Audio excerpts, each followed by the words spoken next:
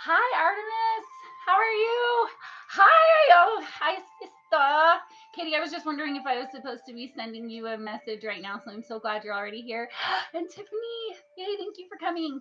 You guys, I just realized I bullet pointed a couple of things that I wanted to touch on here, and we obviously are going to wait for a couple more people to get here, and we're going to call in space. I've already called in sacred space, so we're not going to be super elaborate about it today, but we'll do a little something. And we'll do visualization and stuff, but I am going to go grab my bullet points. So hold on 2 seconds for me, okay? Yes, you've been waiting. Perfect. I'll be so quick.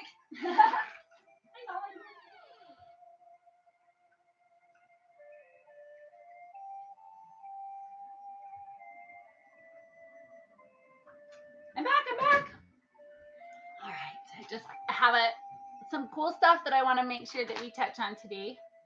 So, hi, Nala. Nala wants to be in here too anyway, so she was sad she was getting left out.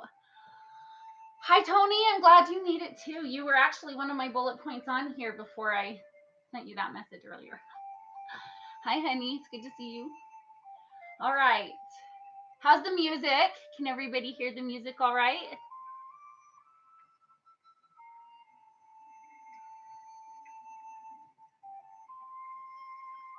Is it too loud, too quiet? Can you hear it at all? Perfect. Don't want it to be too terribly loud. So I'm going to go over some of the basics that I go over in all of my videos right here at the beginning while we wait for a couple other people to arrive.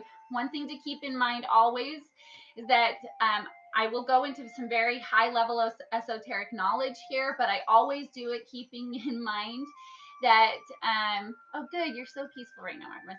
Keeping in mind that we have a wide variety of knowledge bases here and a lot of different belief systems. So I'm always going to teach things with trying to keep it as basic as possible. Sometimes that is a little bit more challenging than other times, but you can always go back on some of my other videos and look, we've got stuff on chakras, on water, on the divine feminine, on ego, things like that. But I'll always kind of reiterate at the beginning of my videos that we're going to have a wide variety of knowledge bases that show up. So please just be honoring of that, even if some of this stuff seems basic and if some of it's a little bit too, just seems like it's going a little bit over your head, you can either note it in the notes so that I can go back and touch on it, or just reach out to me privately and we'll discuss that later. So I'm really excited about this particular class because one of the single most important things in self-mastery is learning how to protect your force field. So this is both basic and as high level as you get, all wrapped up into one big conversation. So I'm really excited about that, and we'll just kind of see where this takes us. I've already called sacred space in here. I am gonna just light a little bit of sage, which I actually already did too, but just because I want to talk a little bit about what some of the benefits of sage are. I've left my feather over there, so I'm not really gonna blow it very long, but like I said, I already saged in here. But some people don't realize that the benefits of sage are basically essentially the same as like a spiritual bath. It's like giving a bath or a shower to the room and the presence that you're in. Just neutralizes the energy. It's gonna help to just wash off any anger, any frustration. Yes, you're burning some with me, Tiffany. That's perfect. And if anybody else wants to do that too, if anybody has their sage or their candles, their incense, anything like that, you're welcome to. And this seems like the perfect time to note that to call in sacred space, you do not need anything like that. You don't need candles. You don't need sage. These are beautiful things that add to an essence. And anytime you're kind of adding gravity to something, it helps to create a little bit more of a magical feeling. But don't ever forget that if you have you, you have your temple. You have the most important temple there is in planet Earth for you. And that's where you can call in divine and sacred space. Anytime you have your divine intentions or your loving intentions or your self, your heart. So I also, in this particular case, I happened to call on Archangel Michael. That's one who I really feel profoundly close to, but I feel close to lots of them, and I call on space in lots of different ways. So I do want to invite you to welcome the essence of my bedroom into your space, because I can assure you that there is a lot of sacred love in here. I always do a lot here before I start these videos. So now I keep kind of joking about being Jedis. Now there's actually, I think, like legitimate religions that are devoted to becoming a Jedi, and that would make sense actually, because it's the Star Wars concepts are based on extremely high level esoteric wisdom. I mean, even the word Padawan is a Sanskrit word which means learner. So you are all Padawans. We are all Padawans. I'm a Padawan. We are all learners, but we're all on our way to becoming Jedi masters. And one of the things that makes you a Jedi master is learning how to love unconditionally, which means love for yourself, love for others, and being able to effectively guard your force field. So I know we're going to end up talking about, a lot of things in this universe. Most things in this universe are really, really kind of bendable or subject to perspective, or a little bit different from one person's reality to another. But there are also some laws that are universal laws, and one of those laws is the law of ebb and flow. And for me, this one's really a very beautiful law of divine masculine, divine feminine, because ebb is masculine, flow is feminine, and universally there's always got to be a beautiful balance between the two. Now that doesn't always mean in every individual situation there's going to be that's what we ideally want. You want to find a good balance in every situation, but ultimately one of the laws of the universe is the law of ebb and flow, which is that it's all going to be balanced ultimately. So the more balanced you can be in a certain situation, the more you're kind of following the laws of the universe, and that's going to feel a whole lot more peaceful than trying to resist the laws of the universe. So let's see, we're always, I'm following my notes so that I don't get too off base. So as far as the law of ebb and flow goes, that is, ebb is structure. Ebb is like all things masculine. It's going to be the light in the love light combination, where the love is the nurturer, the love is the flow, the love is the feminine aspect. And we all know that if you try to just refuse the flow of the universe, then we find ourselves in a state of restriction. And that state of restriction really causes some discomfortable frequencies within our human avatar. Now, this avatar is a supercomputer. It's a magnificent supercomputer, and it's designed to be able to release these frequencies of frustration and things really in some pretty magnificent ways, as long as you know how to do that. But one way or the other, if you try to just completely resist the flow of the universe, then you're kind of defying the laws of the universe, and it's going to feel uncomfortable. So we have to be able to find a happy balance between the ebb and the flow of the universe.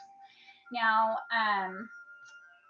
so this is going to take me to, I want to talk about, if you take a cup of ocean, one single cup of ocean, and you remove it from the ocean, that cup of water is still ocean. So this is very similar to how you are still part of God. You are a fractal part of God. You're still God. You're having an experience that's kind of like an illusion of separation, but you are still ocean. You are still God, even if you're kind of separated from that. And we are all deeply, always, no matter what, always connected to the source of all creation. And the source of all creation is infinite love, infinitely loving. Now, that doesn't necessarily mean that some of the consciousnesses within that state of being are always infinitely loving, because that infinite source creator allows within the realm of the universe the law of free will. And that law of free will can be manipulated. People can, convince you don't have free will and things like that. But ultimately, the ultimate source creator is just love, and allows for these other experiences to happen within the realm of the universe. And I want to talk about what unconditional love is, because a lot of times people say, well, why would God let this happen to me? Or why would God do this to me, is even one of them. And ultimately, God, he, she, they, the divine mother, father, God, the divine creator, great spirit, however you look at it, allows. They're in a constant state of allowing, which is, I would imagine, as a divine parent who just loves unconditionally, that's really difficult. But they also recognize the benefit of the growth from that. And I want to talk a little bit about that, because when you have children, I have a small child, a 6-year-old. I might even introduce you guys to him here in a little bit. His name is Lucas, which is perfect for our Star Wars or our Jedi class. But when you have a child, as a mother, as a father, as an uncle, as a neighbor, I don't care. When you see a child that falls and hurts their knee, it hurts you like a little bit. You don't ever want to see a child get hurt. It's the last thing anybody wants to see. But at the same time, as a parent, would you really keep your kid from ever scraping their knee? How much would they learn if you did that? I know we always tell them, don't touch the burner, don't touch the burner, don't touch the burner, stay the heck away from the burner, don't get out of the kitchen. But ultimately, at some point, that child's going to burn their finger. And no matter how many times you said, don't touch it, don't touch it, don't touch it, don't touch it, don't touch it, don't touch it, don't touch it, they're going to learn more when they burn their finger. So you don't ever want your kid to burn their finger. Who wants their kid to burn their finger? Nobody wants their kid to fall and scrape their knee. But at the same time, you're not going to keep your kid in an incubator, because you're not going to do every single thing that you can. Yes. Oh, thank you, David. Can you guys hear me a little better?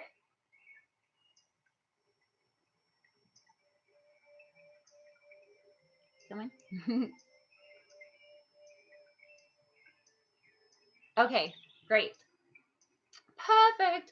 So, as a parent, no one ever wants their child to get hurt. But you would ultimately realize after a while that you were doing them a disservice if you just kept them locked up all the time. If you just kept them chained up because you don't want them to get the scrape or a bruise or to get an allergy to anything. You don't want them to do anything that's going to hurt themselves. So I've never I'd do anything to keep my child from hurting himself. But at the same time, no matter how many times I tell him things, he somehow just manages to learn his lessons a little bit more effectively when he learns them through a little bit more of experience. So the divine creator, I'm sure, doesn't love to see us suffer. I'm sure that's miserable, just like it would be for any parent, just like it's probably miserable for our great mother Gaia, who is right there waiting to help us with it, watching us all suffer. And she would do anything she could to help us relieve that pain as well. And she offers and does it all the time, whether we know it or not.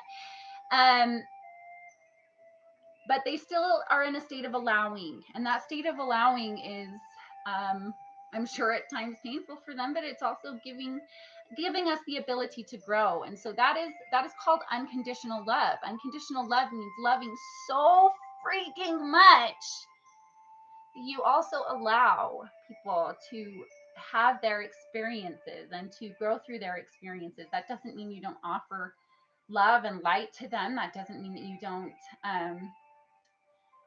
show up for them if they need someone in certain circumstances, as long as you understand that there's an ebb and flow to that. And that's something we're going to spend a little bit more time talking about. But I just want to be clear, because as empaths, which I think most anyone who's going to be vibrationally aligned with this channel is going to be an empath of some sort. Otherwise, you probably hung up or stopped this video a few minutes ago. But most empaths, we have a tendency to just love so freaking hard and just give so much that we end up having not so much to give to ourselves. And to be completely honest, that if we're being really deeply honest here, that builds up even a little inner resentment that we don't mean to have, but it's hard not to when you're effing tired. So you get frustrated, and so ultimately, the most effective way to become a really good thank you very much, David, for saying that. I appreciate that. The most effective way to become a good Jedi is to learn what it means to be unconditionally loving, because we all get a little bit duped on what that means. It doesn't just mean to give. It does not mean to just unconditionally give of yourself and not give anything back to yourself. As a matter of fact, you cannot be unconditionally loving if you don't give back to yourself. There's this like sacred eternity symbol of energy that has to happen if you want to be able to. Hi, Michelle, thanks for showing up. If you want to be able to really grow and nourish yourself as a light body, if you really want to improve your vibration, don't get me wrong, there is something tremendously good about improving your vibration by helping others. Okay, we are walking mirror neurons. There's actual mirror neurons in your brain that get confused when you are serving other people into believing you are serving yourself. It's a really wonderful little trick that your brain does, and it really helps to raise your vibration. And we can go into that more either later at another time. But service to others is service to yourself, and it does raise your vibration. As long as you understand the law of ebb and flow, which is a universal law, you must also be willing to give to yourself and know when to draw healthy boundaries for yourself. Know when to draw a line in the sand and say, sorry, I'm not willing to do that, because that's not safeguarding my Jedi bubble, my force field. And so, let's talk about some of the great teachers. Many of you have heard me talk about Yeshua, or Jesus, as many talk about him, but who was very, very giving and unconditionally loving, as was his divine partner, Mary, who was just a sacred badass also. And to be able to accomplish what she did in her time was magnificent. But they were both unconditionally loving, and that didn't mean that they just gave. They knew how to give within the laws of the universe alchemically, so that they were also receiving and getting light for themselves. And they knew, Mother Teresa, you think of her as a saint who was just going and giving in the most suffering places in the world, but she couldn't get so tied up in one person's suffering that she couldn't be a divine mother to many people. She had to know how to safeguard her bubble, or any one person of those stories could have completely wrapped her up so much, because every single one of them had a story that was worthy of getting wrapped up in. Every single one of them had a story that was, every one of them was a worthy soul that was worthy of her entire undying attention. And she knew that. So she also knew that she had to be able to find, if she wanted to do her divine mission, which required helping so much more than just one person or 5 people or 10 people, she wanted to help a world full of people.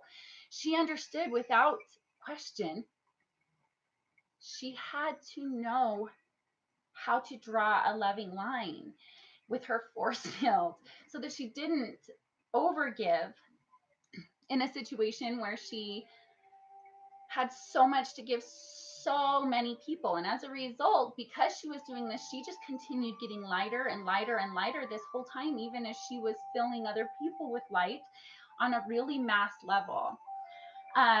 So just keep in mind that the conditioning that most of us have as empaths, that most of us are in the process of healing, it was never hard for me to love and give to other people easily. It was really hard. The biggest thing for me over this last couple of years has been learning how to love myself. And Actually, what I consider my mission in life is to teach people how to love themselves and to use spiritual alchemy to do so. Thank you. I appreciate that, Michelle. Yes, it is wonderful. We have something very, very special here. But in any case, my mission is to teach self-love. My mission is to do what I thought was impossible. I never thought it would even be possible to like myself or even want to live, let alone love myself and really honor myself and feel like a queen and feel like I should expect to be treated as a queen. And to know that that's even possible a few years ago, I would have just thought you were full of it. So that's what I consider my mission, and I highly encourage people to find the masters of whatever teachers that they have around them and to learn, but also to keep in mind that you are your own teacher. And this is something I know a lot of people that are on here are Aluna Ash fans, and if you're not already and you see this and you're vibrating with what I'm saying, something tells me you might also vibrationally align with her, so go check her out. She's awesome. But one of the things that she talks about is, you know, as the transition is happening to New Earth and pressures that have been building, energetic pressures that have been building, things that we're feeling inside that are also happening within the Great Mother, because as above, so below. We know that there's a possibility that there's going to be some ways that the Great Mother rumbles and stirs herself. And we know that we're going to be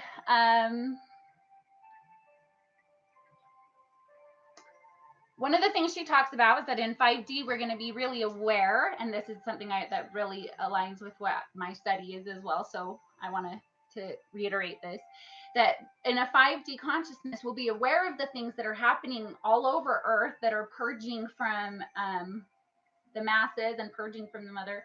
But we'll also be disconnected enough that we'll be aware, but not too emotionally attached. And what she is talking about is unconditional love. She's talking about the great law of ebb and flow. She's talking about the sacred universal detachment that is not, it's called impersonal compassion, which is exactly what it sounds like. It's fierce compassion for people, but while also being able to maintain a level of not getting so attached to it that you anchor your own feelings into it. Those anchors can be particularly they can keep you from rising. That's what I mean. Anchors. They'll keep you from rising. Now, those anchors are so important for the learning process and discovering where those anchors are within us and releasing those anchors and going through that process. But we're also, as we're coming through the process of self-mastery, you get to the point where you no longer anchor yourself into new emotional things. Even if you're aware of them and you love them and you'll show up to help with them, but there's a level of impersonal compassion that you've mastered that makes it so that you are able to continue. Yeah, I love her. That makes it so that you can continue to rise vibrationally and help others rise vibrationally, even as you're helping out in situations that are effectually very, very dense. Okay, so that's true compassion, that's true unconditional love, and that is the self-mastery that is becoming a Jedi, going from Padawan to Master Jedi. So, like I said, I think there's an actual religion that talks about these things, and I haven't looked into that very much, but you probably would want to, because I think it's probably super cool. And I'm gonna lay down and talk to you guys again a little bit. Rise again as we rise from lives to lives. Yes, and Michelle, I'm going to spend more time talking about self-love practices today, because that's part of becoming a Jedi in my self-love practices video that I already did before. It turned out looking like I was detaching from the Matrix. It's kind of cool looking, if I'll be honest, but it's a little distracting. So I'm going to go over some of those same things again, and I'm going to do a rainbow light visualization that I think you guys will really like. Some of you on here have done it with me, and most people on my personal page have done it with me a couple of times. It's been a very, very popular one.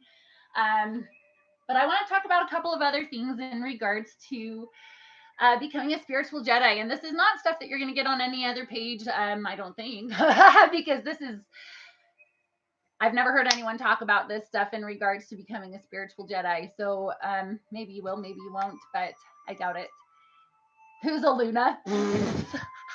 Yeah, very funny. I love you. That's how like most of us on here have met each other, and most of the people that are going to end up seeing this later today. And I do want to also introduce David Lightbody, who's on here. He's freaking awesome. I've only met him in the last few days, but vibrationally, totally one of our tribe. You guys are going to love him.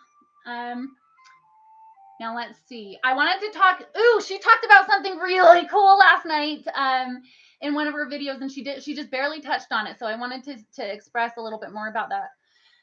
Many people on here may have heard of a bindi, which is kind of your third eye chakra. Bindi is usually that dot that you'll see that is representative of where they're trying to look during meditation to activate and stimulate the third eye chakra. But what Alina spoke about last night was the Bindu, and that is a different, much more mysterious chakra.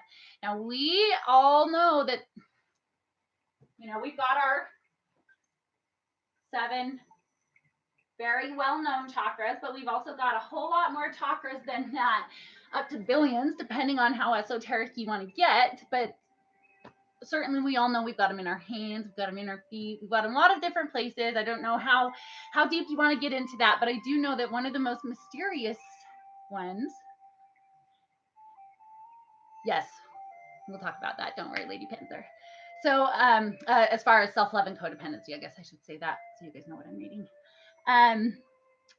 So the Bindu is a chakra that's actually a point that's on the back of your head. And this one is extremely sacred and mysterious. This is where a lot of people will have like a calic on the back of their heads. And when this particular, oh, David, I love chakras. And I've also done another video on chakras. You need to go back and watch that one. I think that one will resonate really heavily with you. I actually would like to talk with you about that later. But anyway, this particular chakra, I didn't talk about in that one. And she brought it up just briefly last night. Many of you might not have even caught it, but I was so excited when she did, because it's kind of it's not really heavily talked about, at least in the Western world that I'm aware of at all. And when that particular one awakens, it is supposed to be,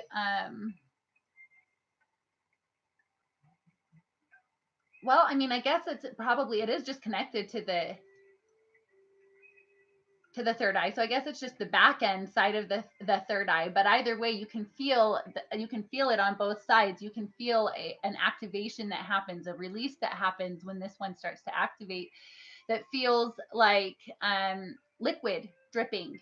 And it is a really, really peaceful release that I want to recommend for any of you mothers, if you ever have children that are suffering nightmares or anxiety or depression or anything, or if you can do it on yourself or get someone to do it on you, to just rub this and stimulate this on the back of your head, or do that for your children. It will help to release just a feeling, a blissful feeling that can help to calm them.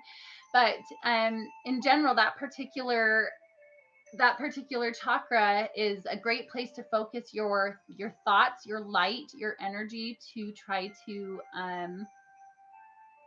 activate it and stimulate it, and to get the release of the amrita, which is the liquid, the nectar, the blissful liquid nectar flowing sensation that will come.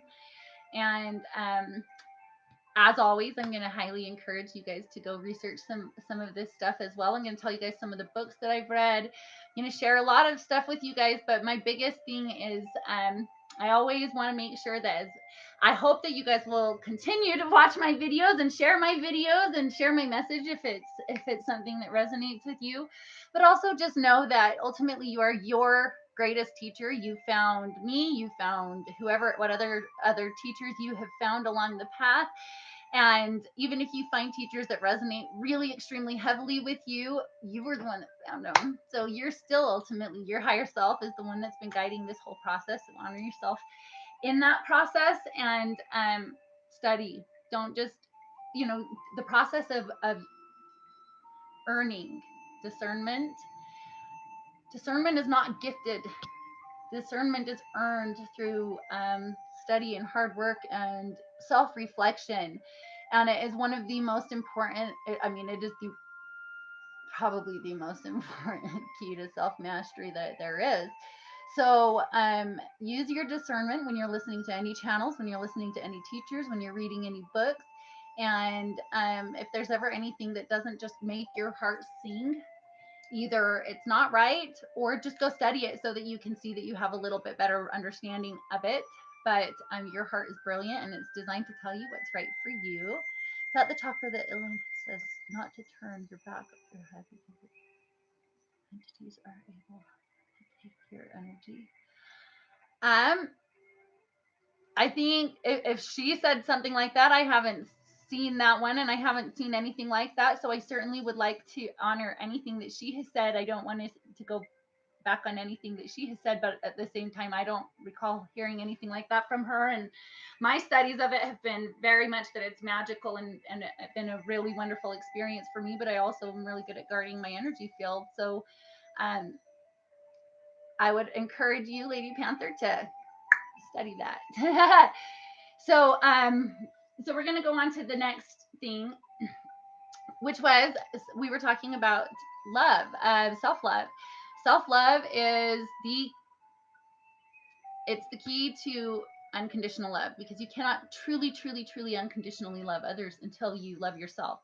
The amount of love that you have for yourself kind of sets what is essentially what your like limit is of the amount of love that you can give to others, because otherwise it's usually fear-based, like they're not going to love me enough if I don't do this, or I'm not going to be good enough, or someone's going to leave me if I don't do this. And that's no shame for anybody for that, and I have so been there, but it's a little different than unconditional love. That's a different kind of love. And unconditional love really is exactly that there's no conditions attached to it whatsoever. It's the recognition that we're all in this journey together, and that every single person, no matter what, is another kid in the sandbox that has just made some mistakes and is struggling and learning. And you may be a little bit different place on the path because it's a spectrum, but that doesn't mean you're better than them. You're not better than, when I think about spiritual masters, and I think that there are millions of spiritual masters that are here to help our planet rise right now, but the only ones that would have come here, the only people that would have come to help a planet rise, the people that would have volunteered to come and help save a planet that is suffering, would only be people that recognize they were no better, would only be souls, would only be spirits, would only be sacred warriors that recognized that they were no better. And so it wouldn't be an opportunity afforded to beings that thought that they were going to go down and look down their noses at their family. It would be a tribe, a wave of spiritual warriors who realized that they were exactly the same, that they were exactly as worthy, exactly as that we are all one. There's unity consciousness. This is a good time. Thank you, honey. Yes, and like I said, go if you want to come back and let me know what you find out as far as your research on that, then we'll learn as we go together, hun. But that's what I know of the Bindu. I'm going to talk about a couple of the books that I've read that have really kind of changed my life along my journey, because many of the times that I've been in my toughest situations, I've not been able to afford a teacher. I've not been able to, this just hasn't been my situation. So I've, amen, booyah, unity consciousness. So I want to share with you some of the books that I've been able to get that have really kind of changed my life and my journey, and I've learned a tremendous amount from them, and they're part of the reason why I have such a wide variety of knowledge instead of like one path of knowledge. So the raw material, this is one that I brought up in my channeling video.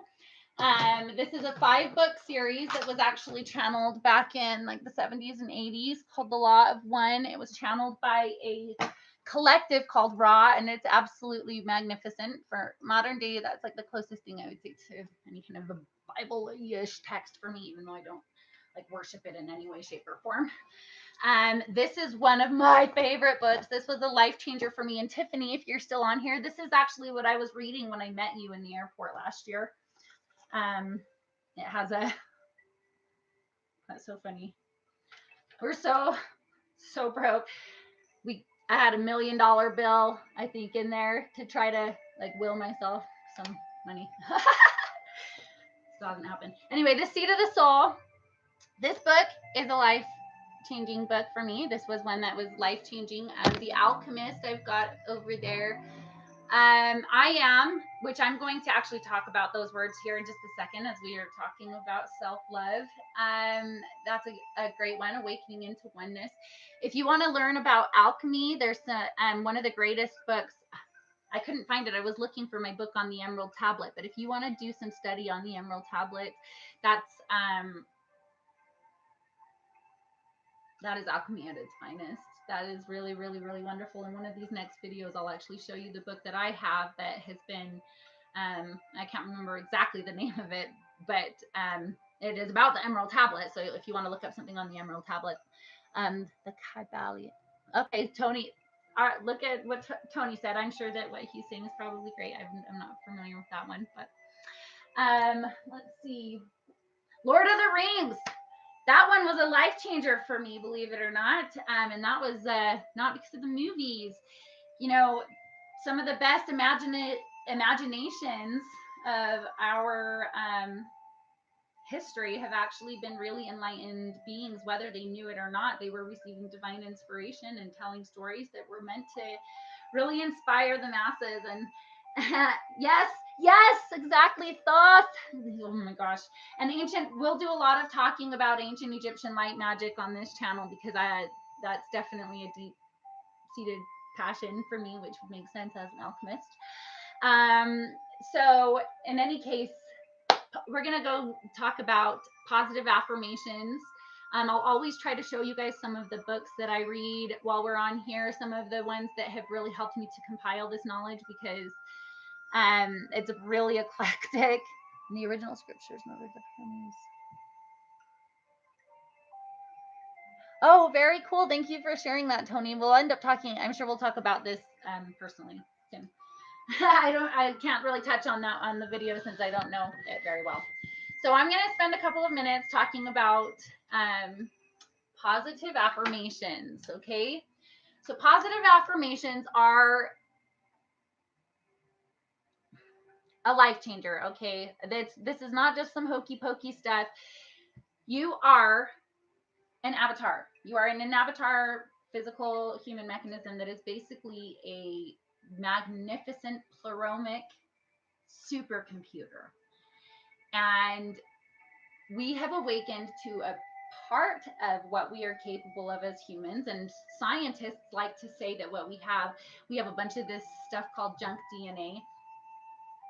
We don't have anything called junk DNA. That's just a scientist's way of saying, I don't know what that does. Thank you so much. Blessings from Ra. Yes, I appreciate that deeply, David. What was I saying? We're magnificent supercomputers. Yeah, we are just basically pleroma, supercomputer, human, magnificent bodies that are so much more magnificent than we've been led to believe. And we do not have junk DNA. We have DNA that is in the process of activating into becoming higher level beings, which is kind of silly, I think, for people to think that that's silly, because when did things in our universe stop evolving? We're evolutionary beings. We're just happening to hit our next stage of evolution. And from my perspective, this one happens to be a pretty huge quantum leap. So I'm really, really excited about the changes that are happening. I understand that what it looks like outwardly is sometimes a little bit scary right now, because that's what happens when we're purging. And that's, sometimes in my spine feels that way sometimes right now in my personal life, my personal world. There's things coming to the surface that we would all like to believe that we are done dealing with, and that's not how it is right this very second. But that's because when there is a purge, the very last things that come up are the things that are the deepest rooted things that oftentimes you really do think that you've either finished or you just haven't even thought about it in a really long time. For some of us, this is deep physical pain, which is extremely difficult to deal with. For some of us, this is deep psychological pain. For some of us, this is like basically manic episodes, or this isn't something that I'm dealing with, but I do know that there's people who are like really, really on the edge personally right now and feeling like they're kind of losing their marbles. They're not, but I know why they feel that way. There is a lot of the bad that's coming to the surface, the real bad, the good, the bad, and the ugly are kind of rearing their nasty heads right now. But that's what happens when you're in a cosmic,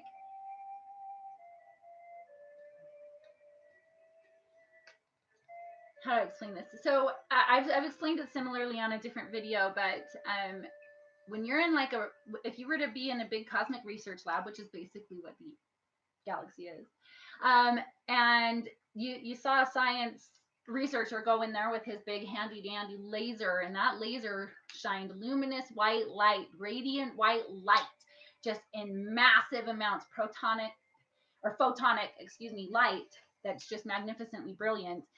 And that researcher was to go into this research lab and take an organic compound of some sort, an organic material, and shine that luminescent white light on it in high, massive amounts,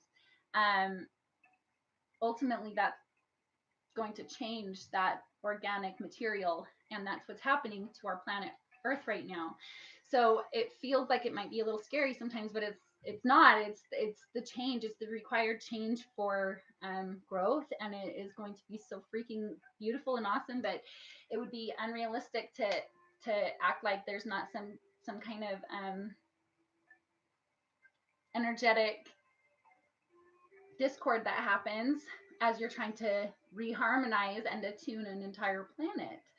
So to a higher frequency, it's going to be beautiful what happens, but it's also realistically there's a lot of changes that need to occur, and that's what's happening on a really big cosmic level. We have an incredible amount of light that is penetrating our planet. It's beautiful, loving light that is intelligent light.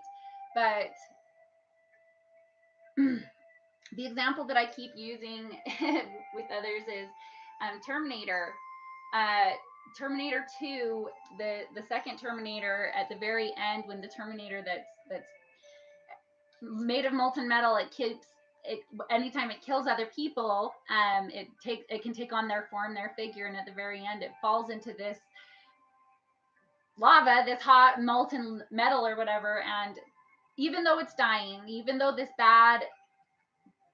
the bad entity is dying, it doesn't stand a chance, but it's rearing all of its nasty heads on the way out, and you see it go through every form of every bad guy that it's ever played, and it's just like this horrible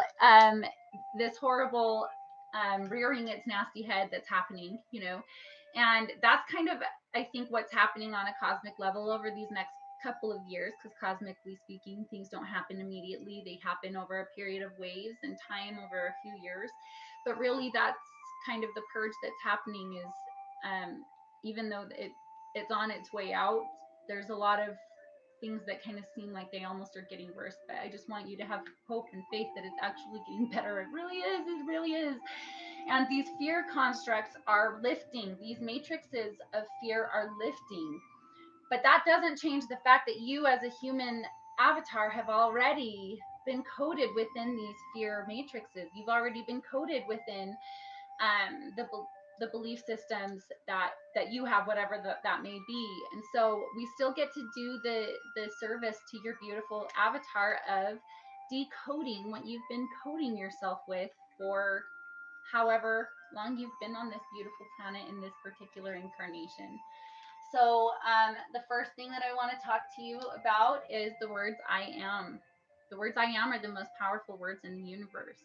The reason they're the most powerful words in the universe is because we are one. You really are one with everything. And so it's a remembrance that we are God, that God is us, that we are ever connected to God and everything within this universe. And when you use the words I am, like spiritual technology, like the Sri Yantra, like some of the other spiritual technologies we've talked about, using the words I am when you're saying sacred things to yourself is like spiritual technology that activates a certain deep level of your brain that helps you to decode some of these imposed structures or these self-imposed structures over a very, very, very long period of time. It helps you to undo them much more quickly, so you don't have to spend 31 years or 50 years or however long uncoding all of the things that took you that long to code. So the first thing I want to highly recommend to you is that you honor yourself enough only when you're saying nice things. Don't say mean things about yourself, especially using the words I am. Just try to, first of all, to be a Jedi, stop saying mean things about yourself. Just stop. Even if you want to say, like, say you're late for something and you know that you should feel a little bit, you want to honor somebody else's time or something like that. Don't show up and say, I'm such a bad friend. I'm such a bad friend. Show up and honor your friend and say, thank you for being such a good friend and being willing to wait. So instead of negatively attacking yourself, take the time and just honor your friend. Instead, give your gravity to the part of the situation that you do like, instead of giving it to the part of the situation that you don't like. Focus on the fact that your friend loved you enough to stick around and wait for you. But certainly, if you ever catch yourself saying negative things about yourself, I want you to just honor yourself enough to not just catch it and definitely not get mad at yourself about it. Don't shame yourself for it, but just say, I'm going to correct that thought, and give yourself the actual gift of coding and say the thing correctly. So if you do walk in on your friend at lunch who's been waiting 15 minutes for you or 20 minutes or whatever, and you're feeling bad about it, and you walk in and say, oh my gosh, I'm such a horrible friend, do yourself the favor of actually saying, wait a second, no, I'm not. I'm sorry that I said that or whatever. I'm a great friend, but thank you for waiting for me. Thank you for being a good enough friend to wait for me today, or however you need to fix it. I don't know. I don't want to tell you exactly how to fix it, but give yourself the gift of actually reversing the words that you said. Your words are magical. Your words are spells. You're casting spells all the time.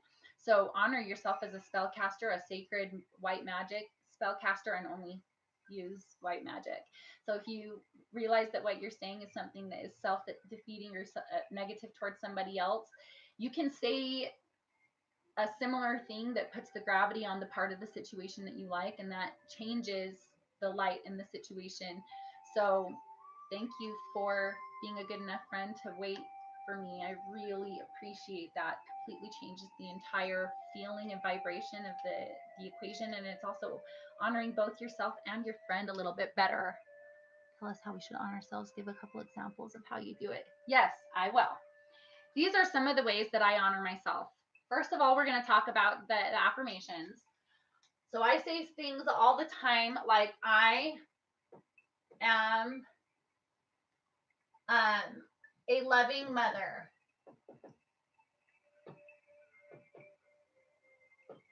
As a mother, I think we all sometimes question, oh, I have a bad mom, and like it's just in those moments of stress.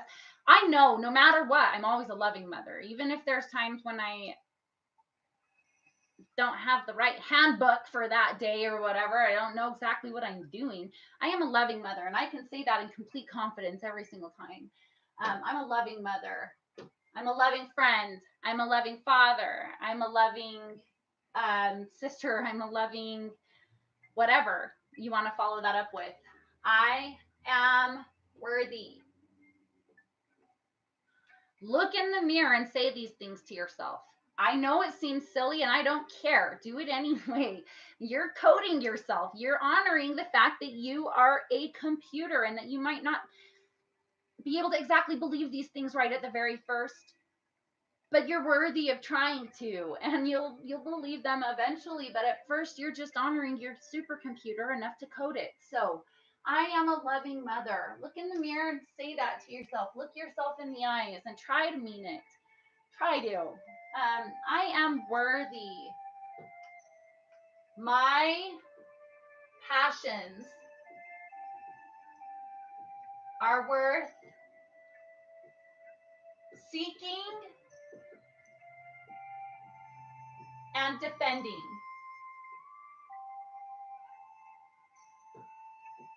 Do you hear that?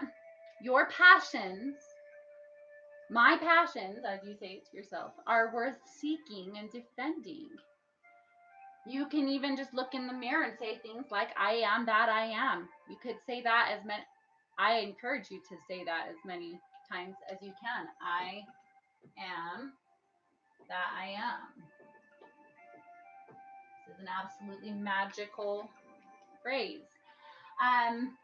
Understand that looking in the mirror is usually pretty hard for most of us. It really actually is, especially before you come into a place of internal balance. I don't know what it is. Maybe it's because we all secretly deep down know that a mirror is a symbol for everything we're seeing in everybody else. We're all each other's mirrors. But I think most of us have a little bit of a hard time looking in the mirror and just saying nice things to ourselves.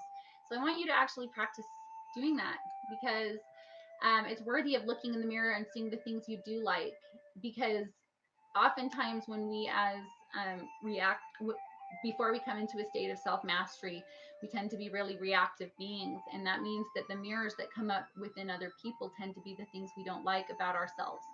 So we project our frustrations and the things that we don't like into those mirrors, and maybe that's why we don't like mirrors in general. So maybe get real good about looking in an actual mirror and starting to see things you do like. Start focusing on the aspects you do like. And you know, if you're an empath, like I said, most of the people that are going to be vibrating to this channel are. If you're an empath, you know you have an incredible heart. You know that anything that you would be willing to say to somebody else is something that you would say to yourself. As a matter of fact, most of us got this coding of these feelings of not being worthy, of not being worthy of the kind of love we so easily give to other people in our childhood. Something happened, or a set of things happened, or we chose a family that was really difficult. Like chose a sacredly, really exceptionally difficult path in this life, some of us. But either way, most of us shut down those feelings of worthiness about ourselves at a really young age.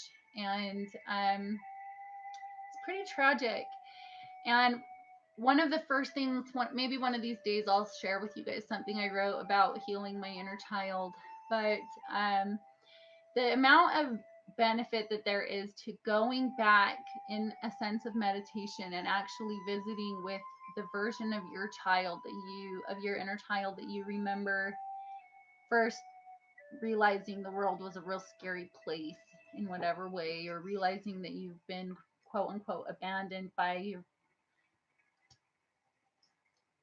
we all have this feeling of abandonment or separation or whatever at some point in this experience. And oftentimes many people can remember that point in time, or a set of times, or just a time period in their life maybe when they didn't feel that way, that just briefly or something like that. But if you can go back in time in meditation to see that child that you know really just wanted to be loved unconditionally, just wanted to be appreciated and wanted to feel good, wanted to get some attention, because attention is energy being fed to you. So every child wants their parents' attention.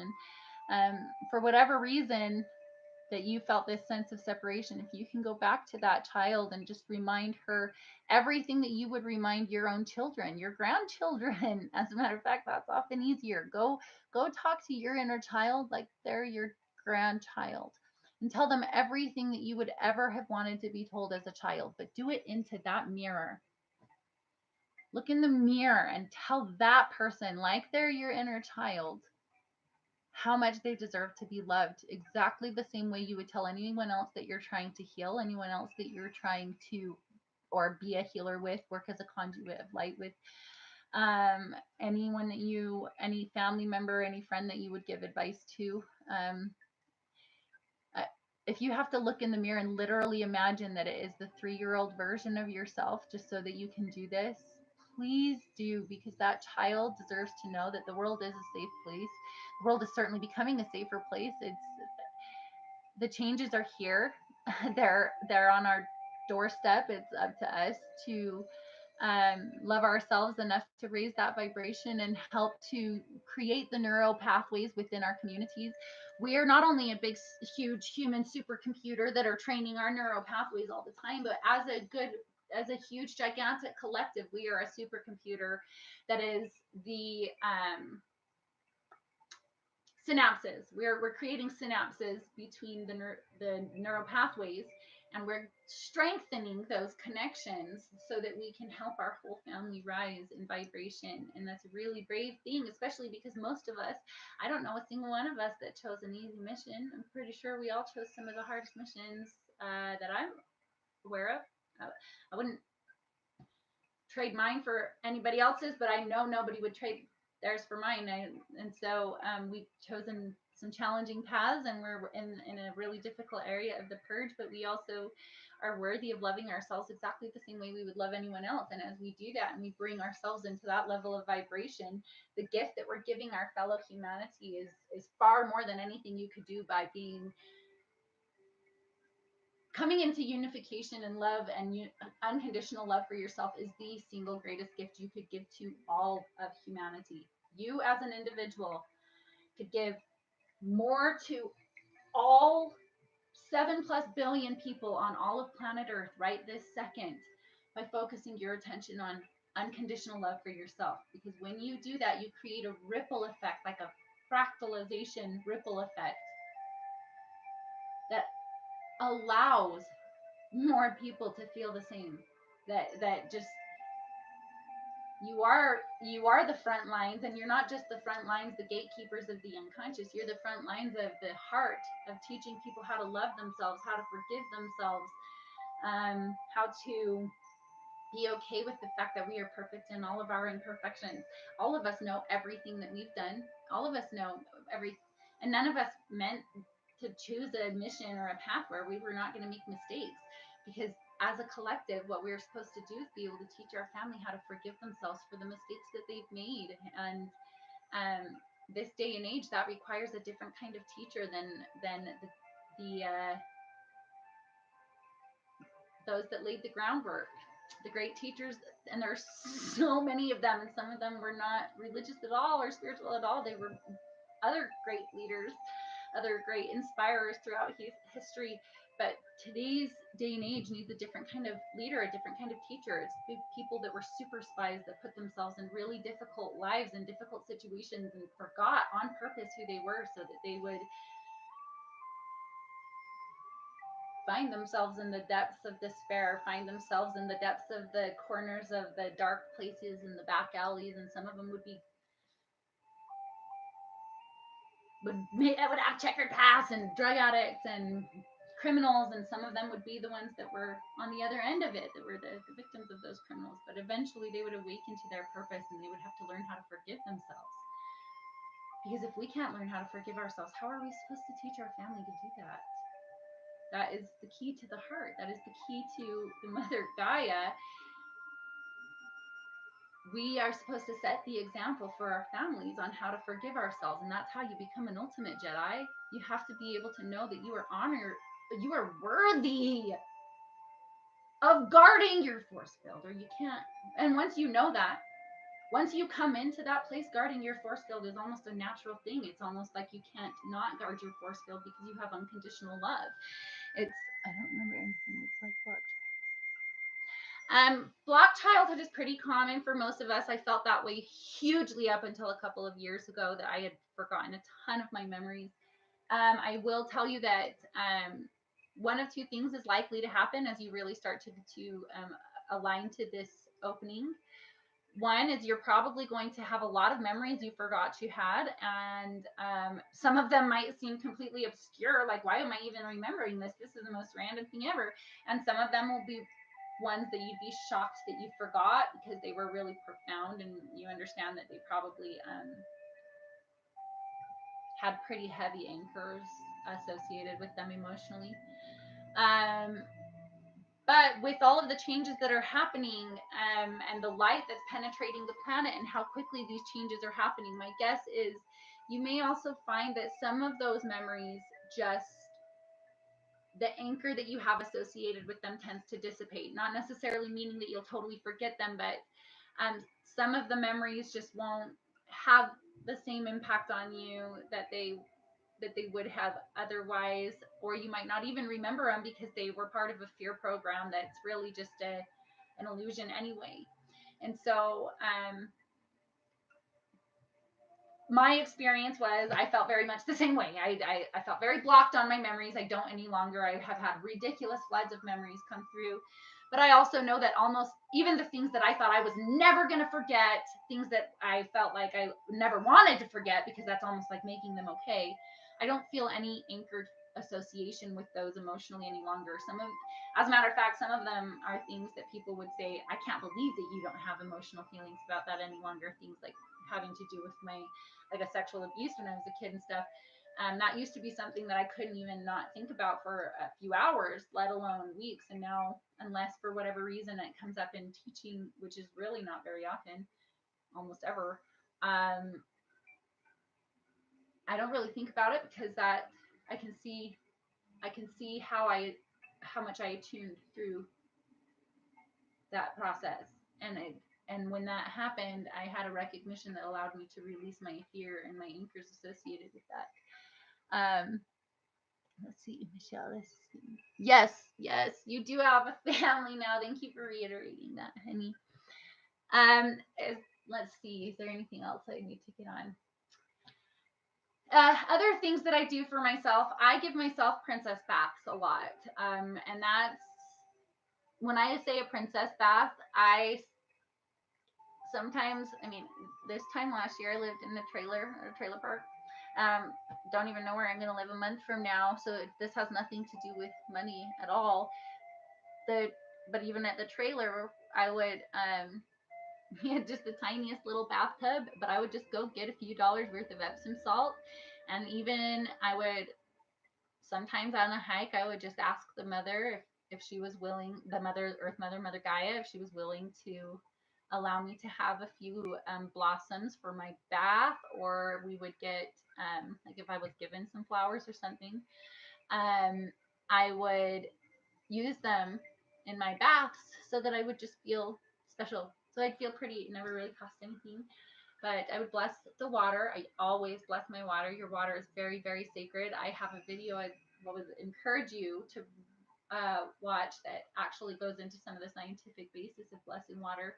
But always bless your water when you're taking a shower, when you're taking a bath. I don't want to tell you always have to, but it is a really great practice because water can be programmed. Water can actually change. The essence of the water can change. And so if you're blessing it, that it will help you to release any dark, dense energies or to neutralize these darker, dense energies, you'll be amazed what a difference it can make. You can throw crystals. Here's my bag of crystals. You can throw crystals into your baths or into your drinking water. There's no reason you can't charge your bath water or your drinking water with sacred crystals so that whatever is going on that day is alleviated a little bit. That's a really, really great way to bring sacred light and luminescence and love and sacred vibration and resonance into your physical body, as well as to just bathe in it.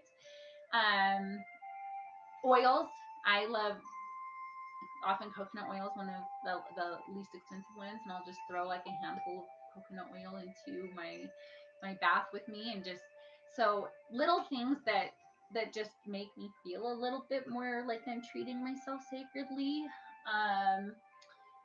What else? I do want to take a second to talk about the sacral chakra because I think that most people, men and women, could use some sacred healing of that chakra. And for me personally, being raised in the religion that I was raised in, and a lot of other complexities, the subject of masturbation was a really shameful thing for me. And I'm not going to go into that a lot on this video. I have a whole other video that's about that, and I would really like to encourage you guys to watch that one, because it is a really important part of ourselves to honor and heal. And I tried really hard to keep it eloquent so that it wouldn't offend anyone, but I don't want to go into that again a whole lot on this particular video. But I have another video called I Am a Goddess. This one I have I don't even know where it is. I have just another piece of paper like this that I printed out and that I just had up on my wall here, and I had it in 4 or 5 places, that just was a list of affirmations talking about myself as a goddess. And I've actually provided that in the video. I think I actually have the whole thing written out so that you guys can print it off and copy it and read it to yourself every single day, talking about being a goddess and an autonomous being of love. We know that becoming completely autonomous within these next couple of years is going to be extremely important from an entity standpoint or attachment standpoint. So that's one that's not only really good for helping to create a feeling of spiritual autonomy of your Jedi structure, and it can be said for a man or a woman. I'm a god. My husband rewrote the entire thing for himself to be a more masculine thing, and actually he recorded it. This is brilliant. He recorded it in his voice so that he can fall asleep listening to these affirmations of him saying literally exactly what I'm saying in the I Am a Goddess video, except for he's just reframed it to feel more masculinely aligned for himself. So yes, I personally have issues remembering things. Yes, that is the mind's way of protecting you. It's a coping mechanism. It's a frequency-based thing, and it's basically a big part of the reason why even these illusionary fear matrices that get kind of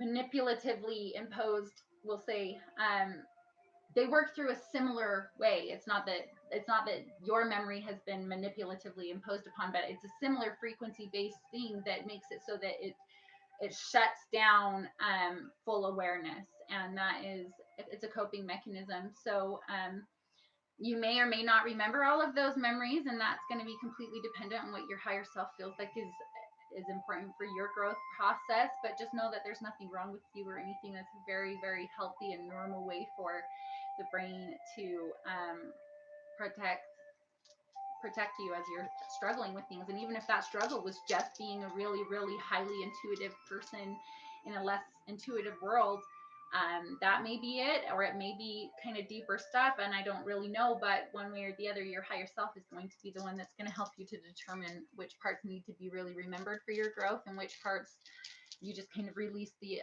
attachment and the anchor. And I'll do a lot more videos on spiritual alchemy and how to release some of the dark and dense feelings associated with those. So also put music as a background to give me more emotion. Oh yes, and he put music in the background and stuff like that. Does anybody? Thank you so much for your advice. Every day out in nature. Ooh, that made me think of another thing. I'll try not to keep it too long. If anyone has any other questions, why don't you throw them in there really, really quick, so that I can see how much more that we need to address in today's particular visit. But I do want to say, just, is it Artemis that was saying she's out in nature? Yeah.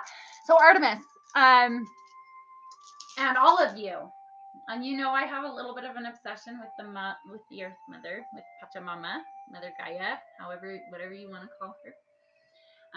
She's my dear friend. We are sacredly connected, and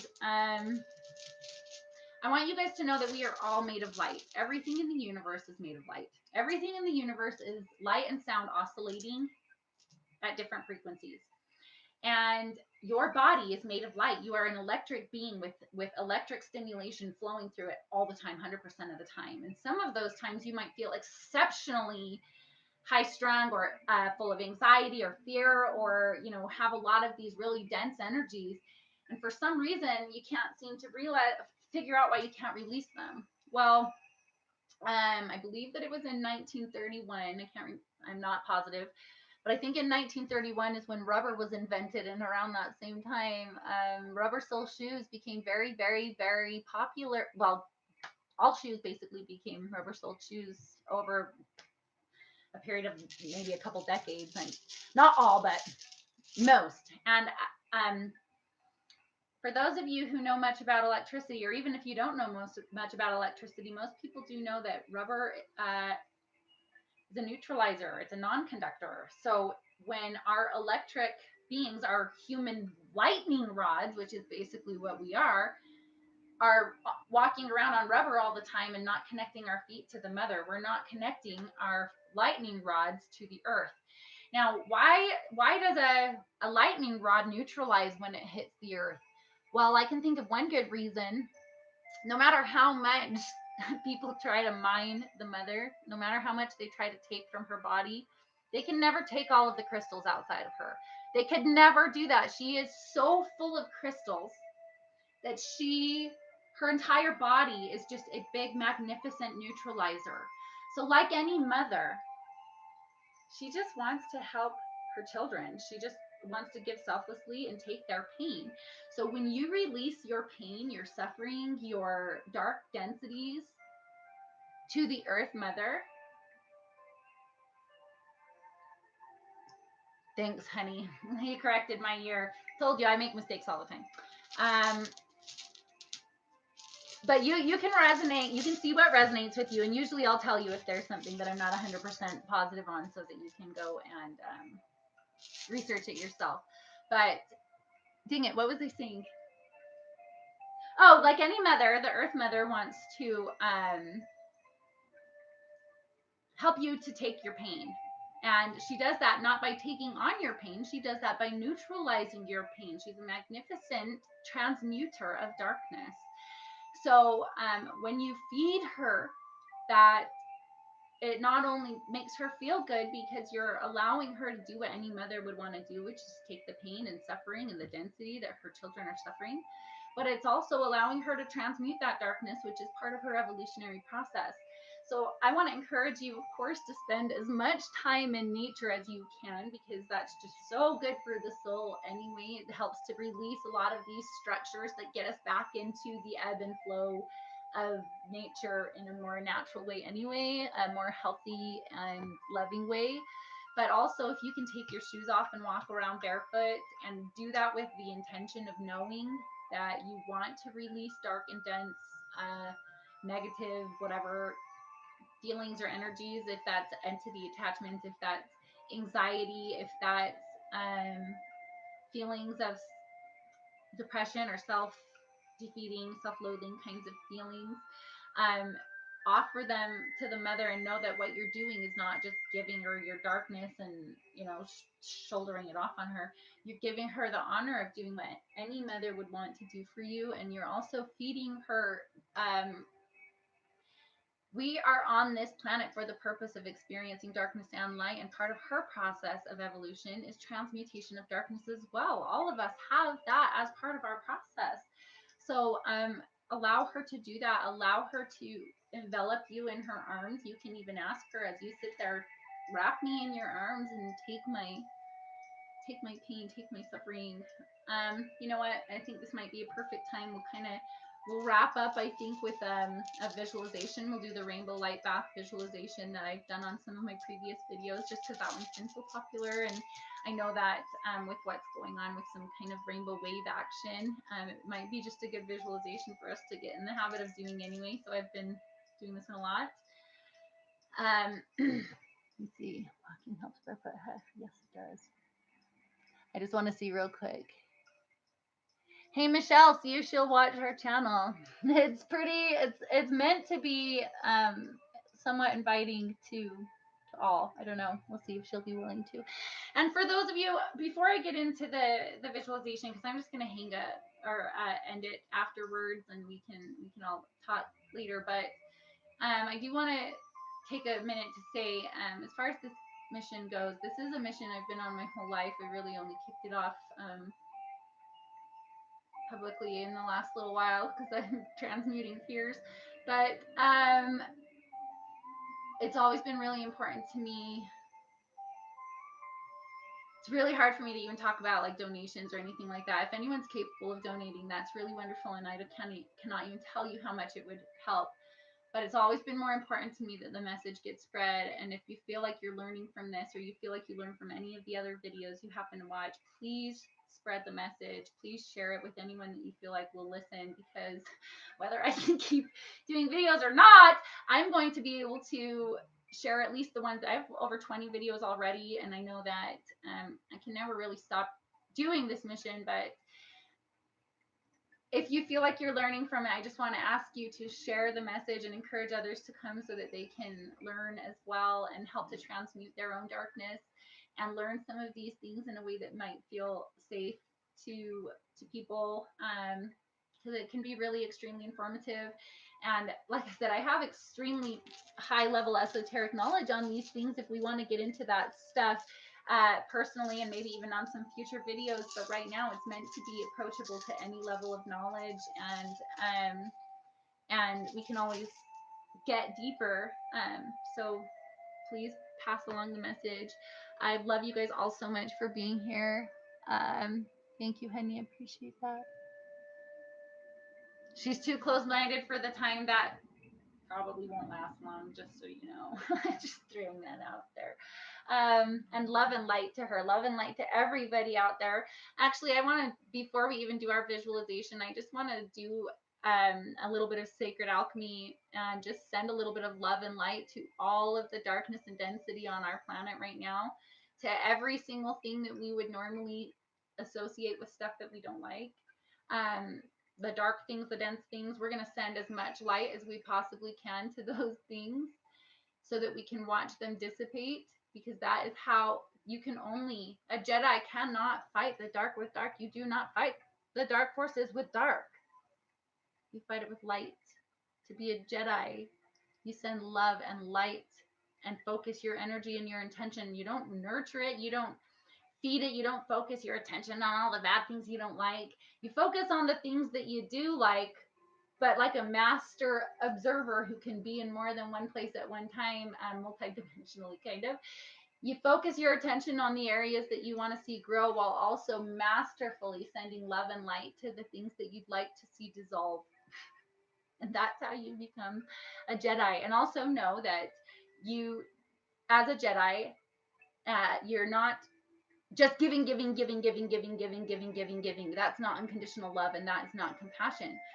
You can only give unconditional love if you have it for yourself. You can only really truly give compassion if you have it for yourself too. Or I guess that's not entirely true.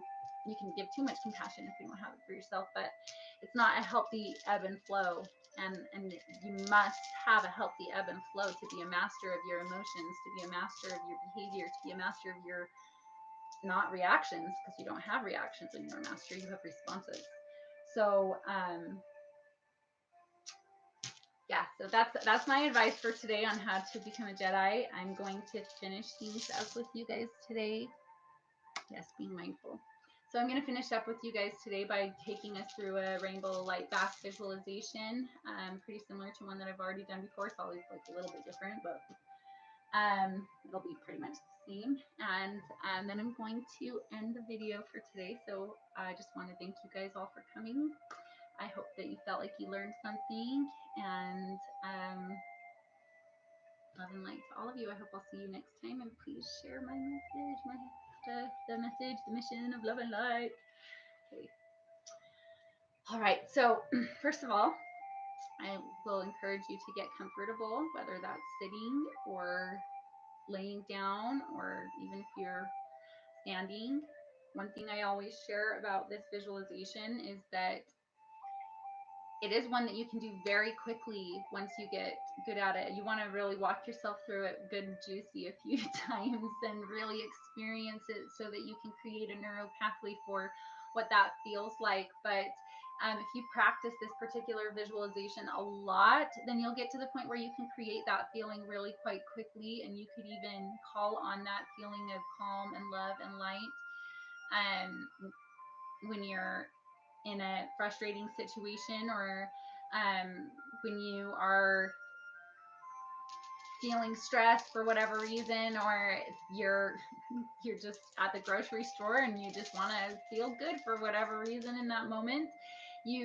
after you've practiced a visualization or different things a few times, you can actually take yourself there very quickly. It's kind of why Aluna was talking about how she used to have to work on breath work to get her third eye to open, and now she can just do it all in one breath. It's because she's created an extremely efficient neural pathway for that at this point. And you can do that with most meditations, to where you can get yourself into a meditative state quite quickly, as long as you practice them a little juicy sometimes. So we're going to make this one good and juicy, but I want to encourage you to practice it lots. Do it the 15-minute version and do the 3-minute version, and do it as often as you can. It feels good, and it's offering divine information and divine light into your body. It's with complete free will, offering and allowing for divine information to not only come in, but to like nurture and make you feel good.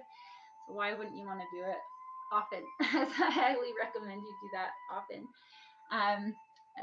Thank you guys all so much for your love, and I will be checking in with you guys, I'm sure, on some other channels a little bit later. All right, so like I said, sit down, lay down, get comfortable. You're going to spend just the first couple of minutes just really getting connected to your breath. Breathe in through your nose and out through your mouth.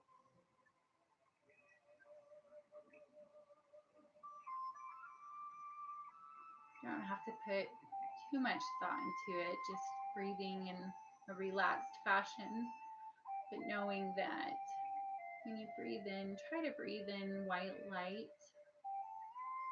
And when you breathe in through your nose, and when you breathe out through your mouth, try with intention to focus out any dense feelings you're having, any negativity, or anything that doesn't exist in this very moment, in this very space.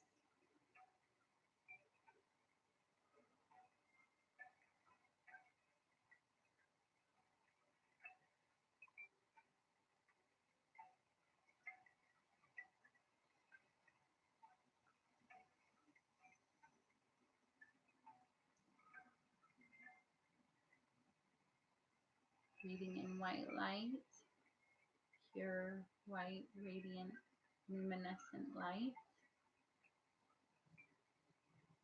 And breathing out any feelings that are dense or heavy in any way.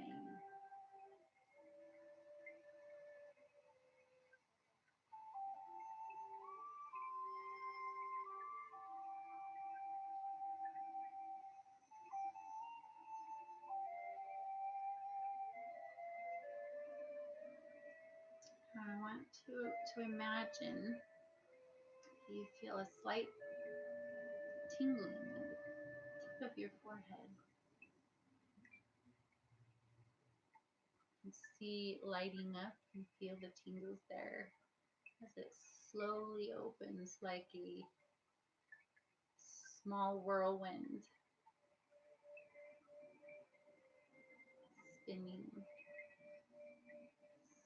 with light as it opens into a little more powerful vortex, a little more powerful whirlwind. And you can feel that hole just slowly opening a little bit more, a little bit more.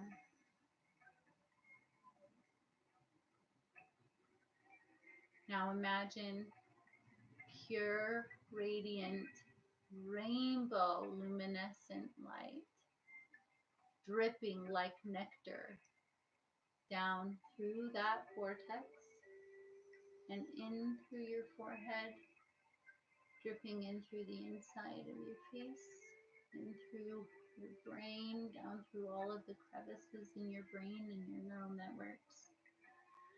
And imagine this drippy, dewy, honey plasma of rainbow liquid luminescent light dripping down the outside of your face, dripping down your forehead and your cheeks, and dripping down through the inside at the same time, through every cell, hugging and bathing every cell in rainbow luminescent light. Every every neuron, every neural pathway in your brain.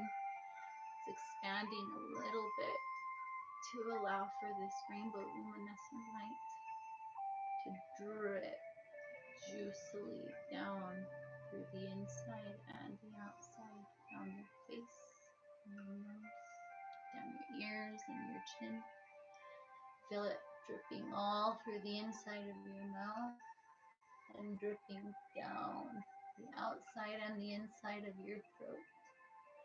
Feel it as it bathes every fiber in your spine, every cell in your throat, awakening your inner truth, awakening your inner voice, and feel it dripping, dripping, warm. This is just the perfect warmth, dripping down your shoulders, dripping down your arms.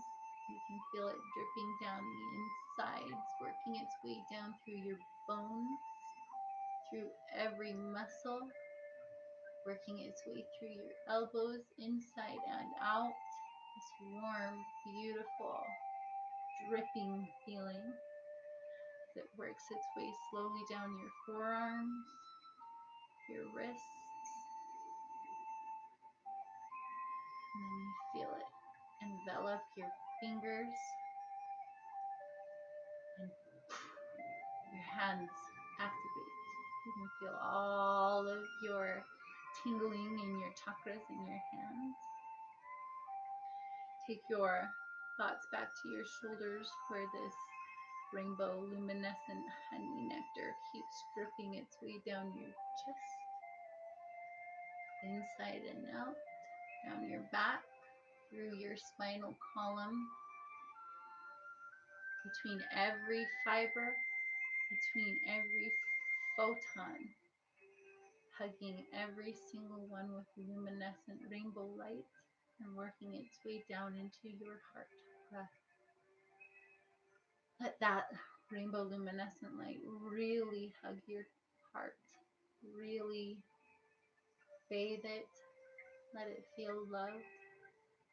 Remind it how very, very, very special it is, how adored it is, magnificent, how perfect it is. And then allow this rainbow luminescent light to continue to drip down your rib cage, your sternum, down your back, and through your spinal column into your sacral chakra, or solar plexus chakra, excuse me. And awaken that beautiful rainbow sunny light in there, that pleasure and happiness and joy, that ambition, that inner confidence that you are worth it. And as this rainbow luminescent honey drips, drips, drips down your belly, feel it bathing and nourishing every organ in your digestive tract. Feel it healing and nourishing and doing anything a mother would do with every single cell, every single fiber, every part of your digestive tract, your belly, your spine, working your way down to your sacral chakra.